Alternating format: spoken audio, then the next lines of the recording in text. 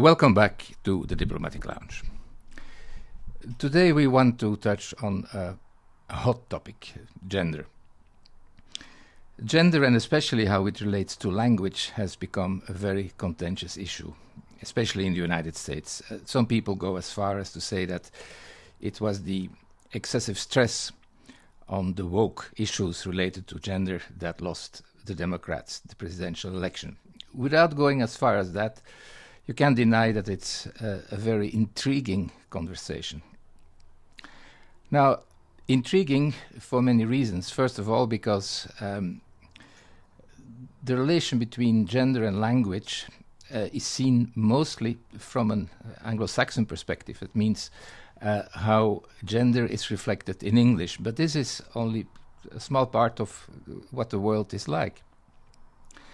In fact, in many languages of the world, gender is an essential part of the grammatical structure, not just in all the Latin languages where you cannot do away with masculine and feminine, not just in the nouns but also in the pronouns, even in some of the verbs.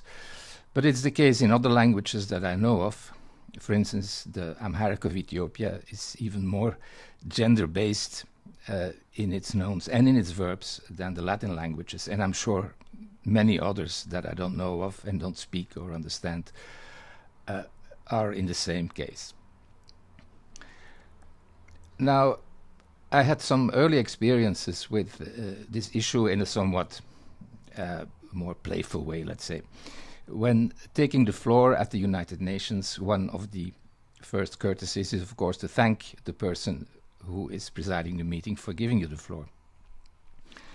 For the longest time, when it was a lady who was presiding, the form to address the person in use was, "Thank you, Madam Chairman." But this became somewhat politically incorrect as of the late 1980s, I think. And people started to say, "Thank you, Madam Chairperson." That, to me, was a vexation. It sounded much too abstract. Then other colleagues took it further and started to address the lady as Madam Chair, to which I objected even more profoundly, because I didn't want to reduce a human being and fellow diplomat to a piece of furniture. But seriously, it's something we have to think about when we see how the world is evolving.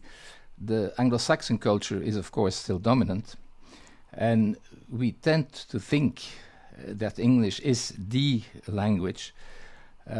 Unfortunately, for people who don't speak any other language, reality is far more complex. More to the point, the idea that we can make every human being completely neutral is frankly abhorrent to me. I would not dream to think about ladies like Claudia Cardinale or Brigitte Bardot or Catherine Deneuve as an actor. It simply doesn't work, and I'm sure that for many people whose mother tongue is not English but who think and dream in other languages, this is the same case.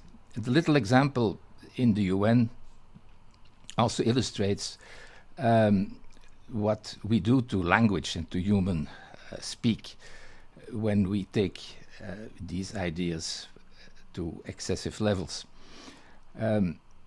While I agree with some aspects of the woke agenda, certainly when it comes to race and race relations, when it comes to gender, I am pretty much a dissenter, I have to say.